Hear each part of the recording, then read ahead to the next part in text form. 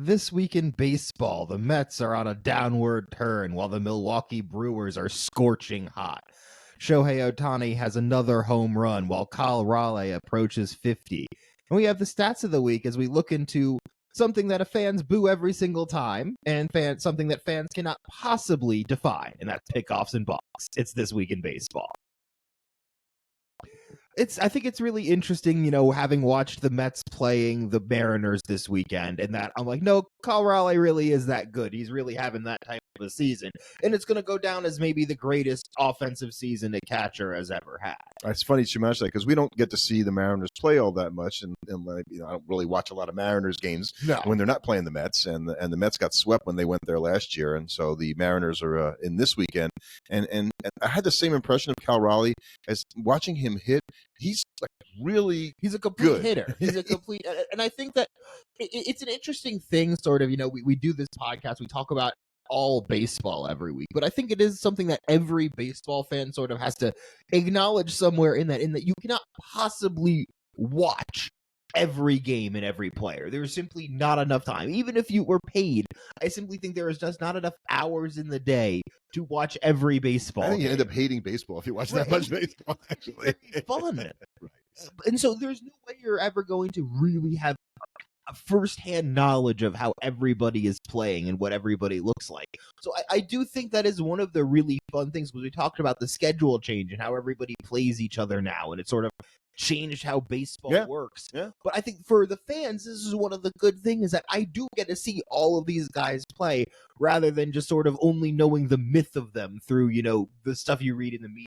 I think I agree with you in that, with 162 games, you can play 3 games against the Mariners. That doesn't ruin things, right? They're not playing 6. It's just 3 games against one of the other teams every other year. You're going to play a home or right. Whatnot. And for Mets fans, now you get to see this guy who's having a great season, but wow, he really is that good. Well, and I was, how I like to check points in the season. We just passed the 3/4 poll. Okay, so we have less than 40 games in the season for the teams, and so you can kind of look at the statistical side of this and say, okay, if you've got X amount of stats, you're going to add a third of those stats. A third of those stats for the rest of the season. That's how it works. But you said we're at the 3/4. But stats-wise, because you played 3 things, you're taking one of those thirds and adding it to make the fourth. But we're at.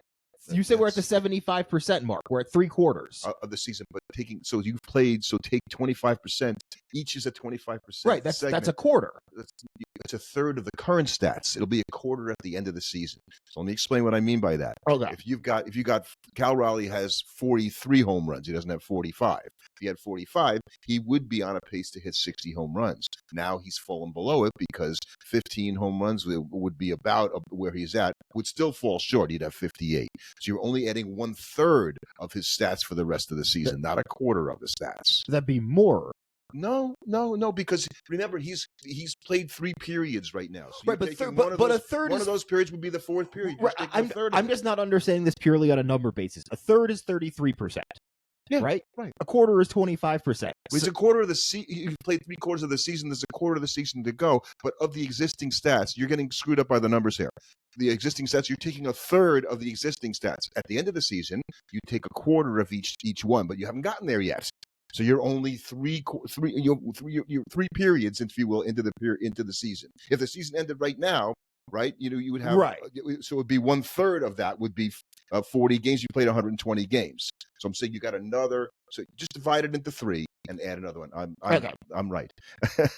So all of the stats you could just add. Home run stats. Pete Alonso has 100 RBIs for the Mets, and so does Schwarber has 102.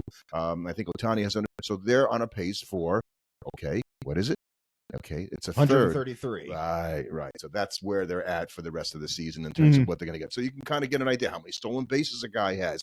Add a third to what he's got. If he's got, I think Caminero has 40 and all that stuff. So he's on a pace for 50-something stolen bases over not Caminero, the Yankees guy, Caballeros. Okay, is leading the league and all. Anyway, it's just kind of interesting. So you can get a projection in terms of what is left in the season and what you think the guys are going to get. So where Cal Raleigh was way ahead is my point. At one point of beating 60 home runs. Now it's not looking it's hard that likely. to do that, right? It's hard to get there. It's hard to do, and seasons are so long that Well, you had a guy like Aaron Judge who looked like he was on pace to hit 70. Now he's not going to get 50 most likely. Right. So and things take so long to play out in Major League Baseball. Like at one point, we said, the Athletics. I said we're gonna be the surprise team, and they were way down, and Tampa was way up.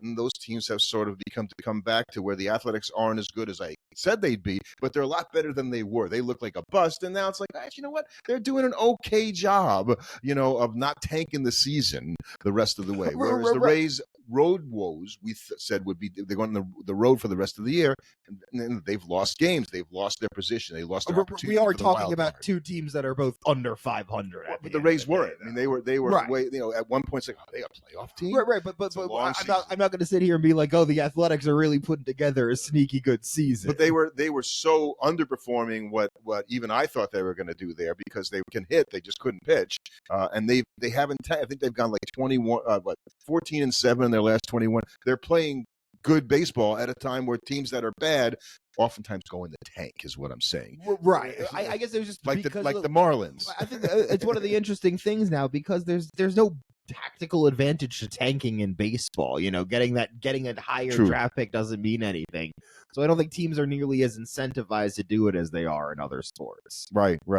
And we had a few injuries this week that are significant, and I know I've been picking on the Phillies all season, saying they're old, and they've survived an injury to Aaron Nola, who's I think about on his way back. Hasn't had a very good season. Zach Wheeler just went on the IL with a blood clot in his shoulder. He's only on the 15-day IL, but there was a guy I had in my running for the Cy Young Award.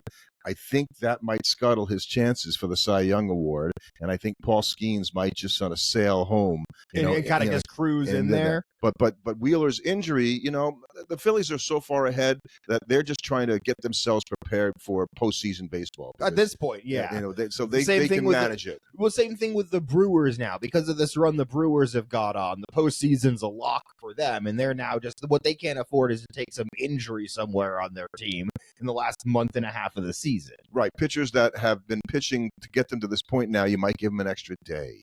You're going to find ways of just because they're going to cruise to the you might title, live with a bullpen start here or there. You might be like, okay, we'll take a bullpen start, and just if we lose the game, so what? We don't really care at this point. And that's not going to affect our season. Let's take a quick look, because this afternoon the Brewers are trying to win their 15th straight game.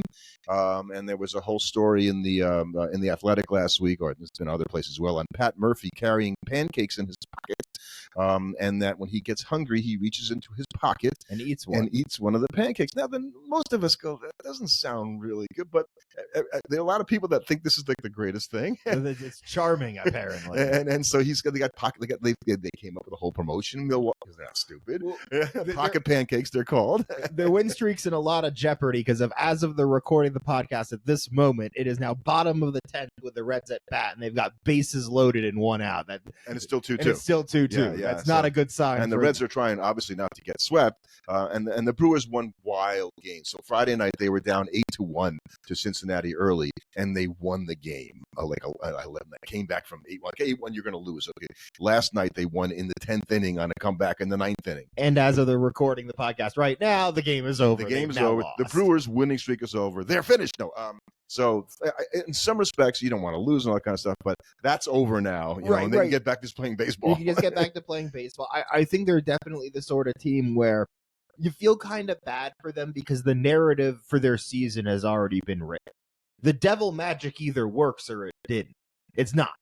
Either they're going to somehow keep this up where they just keep winning games in almost inexplicable fashion all the way to the World Series, or they're going to get to the postseason, get knocked out, and everybody will just react the exact same way. They'll just go, the magic ran out when they got to play with a real team. We saw that last year. Right.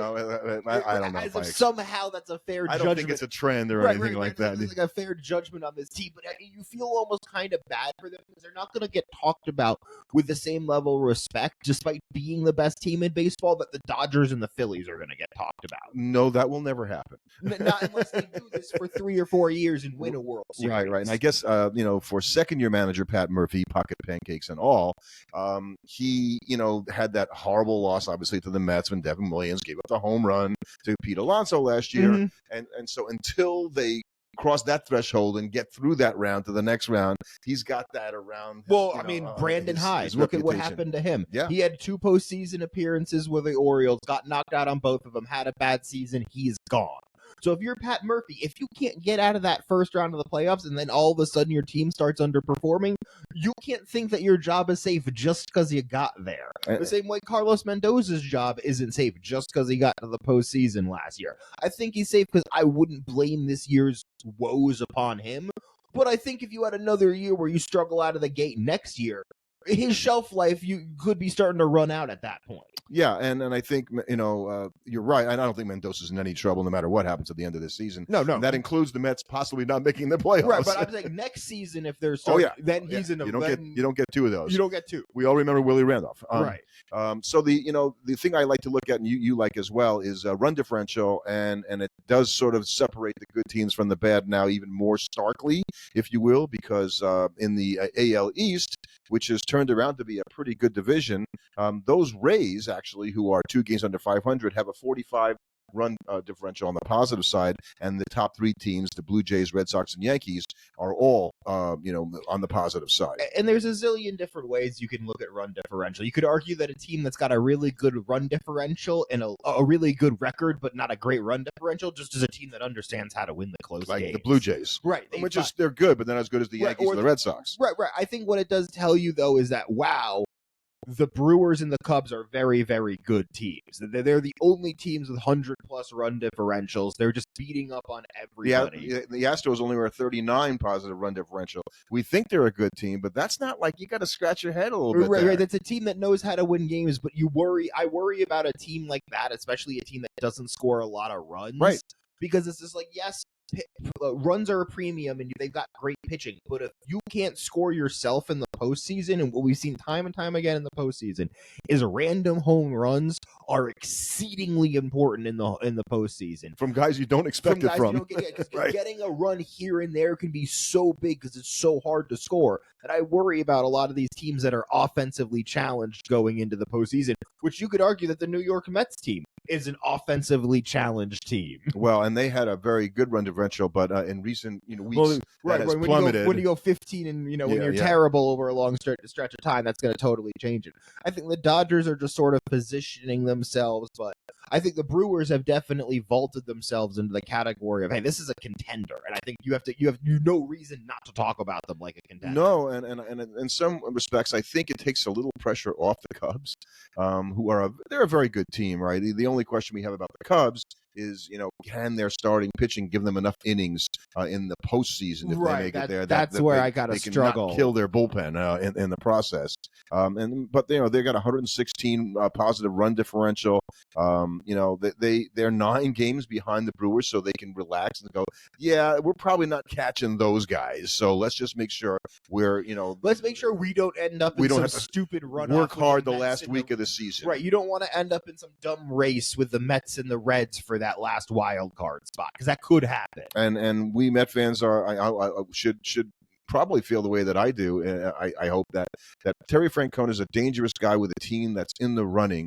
I have a lot of faith in his ability to be able to press the right buttons down the stretch that'll keep the Reds in the race all the way to the end. At the same time, that's a Reds team that year in and year out finds a way to lose and not get the job done. They were not managed by Terry Francona before this. Right, but the players are the same. Well, I don't know. I like the players on their team. Right, but there's a universe where that now the pressure gets to you. They got a huge win today after 2 heartbreaking losses earlier on. But you can't afford a whole lot of series dropping at this point if you want to stay in the playoff race. The Mets have basically exhausted their supply of that. And unless they want to make the playoffs, they need to play well, because you're not going to be able. You're going to need one of the Cubs or the Padres to kind of come back to you to make it, a real easy thing. Otherwise, you're in a dogfight till the end. And the Padres, who had slipped ahead of the Dodgers in the NL West before going this weekend and playing the Dodgers in a 3-game series, of which they've lost the first 2 games. So the Dodgers, right, they're coming off losing. They lost all the games they played this year against the Angels. Figure that one out, by the way. Right. But they're off a 3-game losing streak, and they come in, and all of a sudden they tighten it up against the Padres.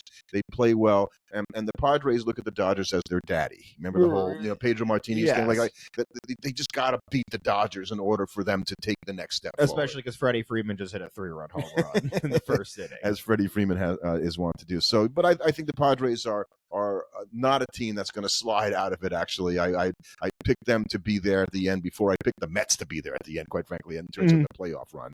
The other injury I didn't mention was Josh Hader's injury. He's on the IL, and he's on the IL for the first time in his entire career. I didn't think of that. He's been around a long time now. I guess they've just sat him all of the previous times he's been injured. That doesn't seem because he's missed a ton of time. But maybe when he had surgery, he didn't go on the IL. Right. So but the Astros can't afford, like any team could, any kind of extended absence of Josh Hader, because that'll put tremendous pressure, on that bullpen, which is always a good bullpen. They still got Abreu and guys like that, but I think that's something that they're going to keep a close eye on. We had an almost no-hitter this week, actually an almost perfect game. Orioles' Brandon Young had a perfect game in the 8th inning, and I don't know if you saw how the perfect game was. It was a little nubber, right? Right, real number to the left of the toward the third base side of the pitcher, right-handed pitcher. So he goes and he takes the ball and he tries to fling it to first base, and he flings it into right field, and they can't give him an error because it was a hard play. So you can't assume he's going to make. So you give him the infield hit. But if I were a pitcher, okay, and I had a no-hitter, because he still had a no-hitter at the time, so they actually called it a hit. I would try to throw an error in that situation, because I want to keep the no-hitter alive. I don't know. That's getting into like the guy running between second and third and picking up the ground ball so the other team can't turn two. Like you're starting to get into creative exploitation of the rules there. And so I think that's why they have the rule the way they do, that the official scorer makes the call, because we don't want a guy kind of like testing what the limits might be. Exactly. So so let's I don't think we have too much else to go there. I was going to ask you, we already talked about the Cy Young in the National League. Any Cy Young in the American League? Are we ready to talk about that yet? I think I need to get to September before I really start forecasting that, because it's just like, especially down the stretch, can change something like that. If Crochet goes out and dominates the last month of the season for the Red Sox, that could give them a knock upwards, because if they win that division, especially off of the back of a strong, let's say he goes 4-0 in September with like a 1-something ERA, that could get him a Cy Young. He's still in the running. We think Skubal might have right now the inside track, but let's say he has a bad month. Right. Skubal sort of got the inside track by virtue of there's not really another guy. He's the defending champion. Right. It's like sort that of means like something. We're treating it almost like a gold glove. It's like, there's not really a better guy to give it to. We'll just give it to him again. I think that's probably true. So, all right. Well, let's talk about things that it's not really a stat, but it is a stat. Pickoffs and balks. Balks are certainly a stat. They're just not one that anybody tracks or really cares about. Pickoffs are a stat too, by the way. But people track them. I mean, Andy Pettitte always gets credits for, I think, having the most pickoffs all time. I don't know. No, he doesn't actually, but he's up there. And I always think when I think of a guy of pickoffs, you had the same guy that I did going, because Andy Pettitte's pickoff move was a balk. Right.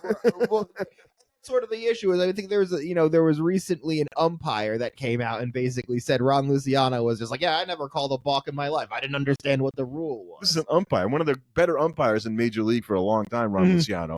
I think it's lefty Steve Carlton that has the most pickoffs in Major League history with 144. He also has the most balks in Major League history, which lets you know that they're definitely connected in terms of how far you have to go to try to fool the and it's basically you're trying to deceive the hitter, not the base runner. Right, right. Is a weird. Which doesn't really make any sense, because it's like the hitter doesn't really care. Right. You're just standing at the plate, and you can't fake the base runner, the hitter out and make him think that you're throwing to first base. He's got to come home. I think I don't know about that. I'm a fan of the rule that you can no longer do more than 3 pickoffs. Well, you do 2, and then if you don't get him on the third one, right.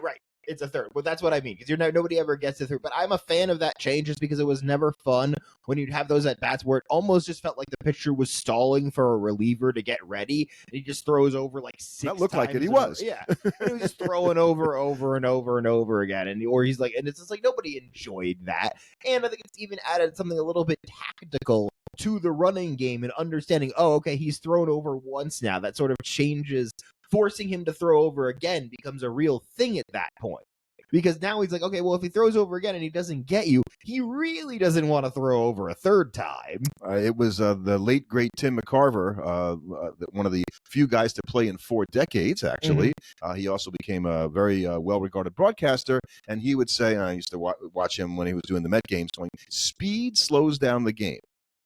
Okay, you're right. When Vince Coleman was on the Cardinals and he was stealing 110 bases, and basically you were nervous when you were on the mound and you're thrown over there a million times because you had no restrictions, and it would get boring, like you said, after the 4th or the 5th time the guy's throwing up, going, "Oh, just throw the damn ball already." But I think it was like stolen bases were not a super prevalent thing. Well, in the 80s. Well, in the 70s and 80s they were, but prior to that, stolen bases weren't a huge part of the game, so pitchers didn't really have much of the way of pickoff moves.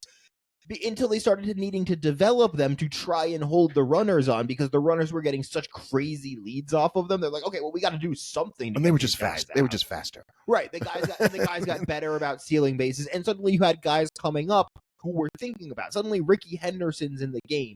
You now, as a pitcher, can't get away with having just a basic move over to first base because he's just going to eat you alive. The man is a walking double. Right.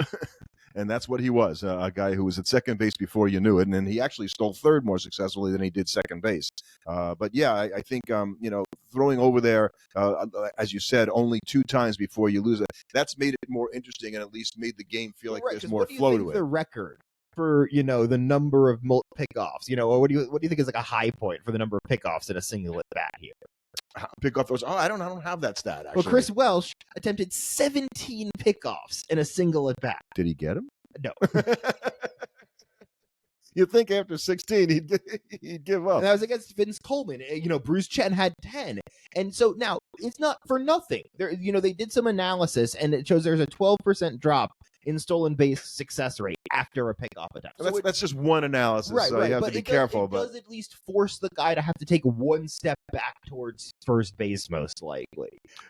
He's going to have to do that. And guys still get picked off today, despite. And what's interesting is, and I wanted to talk to you about this a little bit, because when you were playing youth baseball, you had a real good coach who taught you guys a million pickoff moves. I think at one point you had, from the mound, you had 10 or 12 different moves. Well, the biggest thing was it was mostly pickoff plays for second base. That was the thing. That's where we ran a lot of pickoff plays because kids were easy to distract. And that's the difference between the major leagues. That's exactly the point I was going to make. Right. And so you would you could set guys up, and you see them try it in the majors. It just doesn't work. Major leaguers are like, no, I've seen this before. The shortstop will continually dance in and out, and they'll get the guy used to, like, okay, he takes his 2 glove steps, behind him, he make gets him his think glove he's behind right him, there. and then he moves. So now the I'm coming. It's so that the runner is conditioned to go, okay, he's going to take 2 steps to my left, act like he's going towards second, and then move back into his position. So what you're trying to get him to do is catch him that as he starts moving with the shortstop back to expand his lead, the second baseman moves in and you catch him leaning. And because kids will do that, you can catch them leaning. Now, when you get to the exceptional athletes in the major leagues, trained even athletes, when they're caught leaning, they can still react and get back to the bat. They still go, oh, right, and they dive back. And a lot of times you'll see the daylight play, right? You'll hear that expression where the pitcher's throwing it to an open space that the fielder's got to occupy, to get there. He's got to get there and get the glove and land the tag, because anything else has no chance of fooling the runner, and even that, and that's a risky play, right? Sometimes balls go into center field or down the first baseline. Now that's where you'll see, the shortstop engage in some creative plays where, he'll accidentally fall on the runner to keep him from being able to get up and go to third base. Oops, sorry, I was just trying to field the ball. So I do want to talk a little bit about, if you just think about how this all started, right? Because there were no pickoff moves or balks when guys were thrown underhand. Right, obviously you couldn't let them steal bases when they were doing that. So it wasn't until they basically moved the mound back to 60 in 1893 to 60 feet 6 inches, and guys had been throwing overhead for about 10 years. that all of a sudden by 1898 they introduced the first balk rule because they realized guys were taking advantage. Right, but I think it was really interesting is that the whole idea of pickoff throws didn't even become coined a term until 48 when it showed up in an Indiana newspaper. So it definitely kind of shows that, one, guys were not stealing bases particularly much in the early days, and pitchers certainly weren't thinking about it when they were. And it's interesting you said 1948 because, we know who came up in 1947, and he was known as a daring and exciting base runner. I think he stole home, Right. more than anybody else, Jackie Robinson. And so all of a sudden, you integrated baseball. You had guys with speed that were playing at the major league level that weren't there before. Right, now guys are stealing bases in a way, and suddenly all of the teams are like, oh, wait. We got to do something about this. This is a good thing. This is totally allowed within the rules, and we have to deal with this. So, and then in 1950, they actually came up with the stop rule, right? That you got to go from the set, you got to hold for 1 second. And you see sometimes umpires will call the pitcher for not coming to a full stop. Mhm. That's a balk. And it went all the way into in 1988. The umpires decided to crack down, called the year of the balk, and basically they reinterpreted the complete stop, and so they called 924 balks that season. And I actually think, interestingly enough, the pitch clock changes and the pitchers now needing to visually engage the batter has actually probably helped cut down on the number of balks because it's regimented what they're doing to such a high degree that you're less likely to get into those weird situations where a guy does a balk. Despite, nobody can really define what a balk is. It's sort of when a pitcher does a balk. And, obviously there's a huge advantage in being left-handed because you're staring at the runner on first base. But that should also make it a little easier for the guy on second or third against a lefty because it's a little harder to see what's going on, certainly at third base and even at second base. Right, but you know what, I'll say this. I think there's still something about being a lefty and throwing to first base because I've never seen a right-hander with as good a move as a lefty to third base. You know what I mean? You never see right-handers have really good moves to third base, even though theoretically it should be the same That's thing. an interesting point because, right, in terms of the amount of pure pickoff throws to third base, nobody throws to third base. I can't imagine it's a third of what's going to first base. They almost exclusively use the throw where they step off the back of the rubber and throw to them that way, side. It's more of a calling card, right? Than it is, You don't I see you there. You don't see guys doing actual leg kicks. And now part of the reason I think is that so often that if you have a guy on third, you have guys on other bases, and you don't want to give them the advantage by doing a leg kick. So that might be why you don't get, right-handers trying to do deceptive moves towards third base. Also, the penalty for throwing the ball away at third base is a heck of a lot higher. No you doubt. have a failed pickoff throw at third, that's a nightmare compared to first base. So I think the balk rule is it's not understood. I'm not even sure that we can tell when there's a balk and the umpire just calls a balk and something happened that you didn't see and that they have to see. And so we talk about what the umpires are not going to have to do when they're not calling balls and strikes. Maybe they'll pay more attention to the balks. And baseball would not be better for getting rid of the balk rule. So don't ever for a minute think that somehow removing the balks from the game would improve it. It's a pain in the neck and we still need it.